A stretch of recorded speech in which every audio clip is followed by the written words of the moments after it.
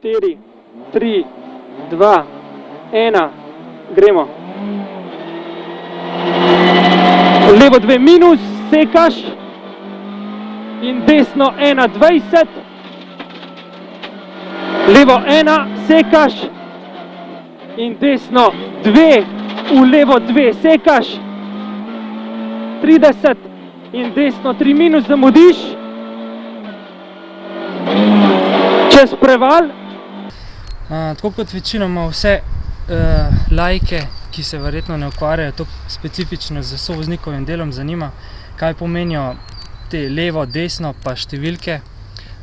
Lahko malo povem, recimo pri nas v Sloveniji je dosti pogosto se uporabljajo številčenje od 1 do 6 oziroma 7, potem pa varira, to se pravi, recimo midva z Rokom imava od 1 do 6, ki pomeni 1 ovinek stopnje full, medtem ko ovinek stopnje 6 pomeni zavoj 180 stopinj, medtem ko pri nekaterih drugih posadkah slovenskih je ravno obrnjeno, nasprotno.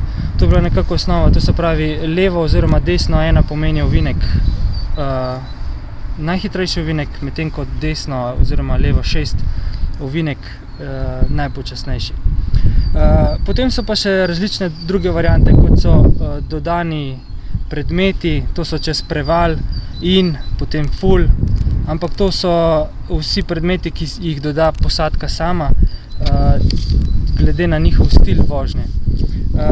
Rad bi še omenil, ker vsak dostikrat sprašuje, kaj pomenijo te 50, 100, 150, ali je to na uro, ali je to kaj drugega, pri nama pomenijo to metri, in ki pridejo zelo prav pred samim ovinkom oziroma ob izhodu iz ovinka, kar omogoča vozniku, koliko metrov mu še ostane za samo bremzanje oziroma nastavitev avta oziroma linije in posledično vstopa v sam ovinek. 200. Desno 1 dolg, sekaš. Čez preval 20 in zamudiš v levo 6. Zamudiš levo 6. 100. Roadbook ali potna knjiga po slovensko je publikacija, ki jo izda samo vodstvo relija in je sestavni del oziroma nekako bistveni del sovoznikovega repertoarja. Tako da potem po tej knjigi se ravnamo, vidimo, kje potekajo same hitrostne preizkušnje, noter so zemljevidi, potem potek in pa časovne omejitve, po katerih se moramo ravnati. Noter dobimo pozicijo, pri nekaterih v tujini je celo vse skupaj označeno z GPS koordinatami, točno pozicijo, kje se sam reli začne, to se pravi sama lokacija štartne rampe, in pa kje se konča, kje so štarti hitrostne preizkušnje in kako do te hitrostne preizkušnje prideš in koliko časa imaš odmerenega.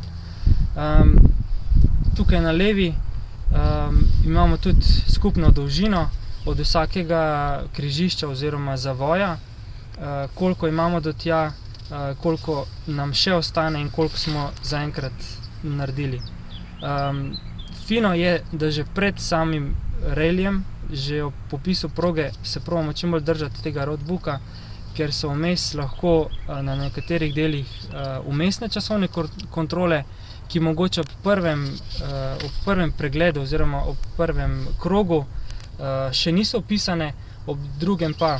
Tako da, če se tega ne držimo in ne sledimo roadbooku, že med samim relijem se lahko zgodi, da kakšno vmesno prehodno kontrolo zgrešimo. Medtem ko, če se voznik zelo namatra tekom celega relija, je lahko ena malenkost, nepozornost in oddaja časovnega kontrola prehitro, lahko tudi za sekundo, to pomeni minuto prebitka, in reli, ki je bil tako težko prigaran za tiste sekunde, je lahko v momentu zaključen.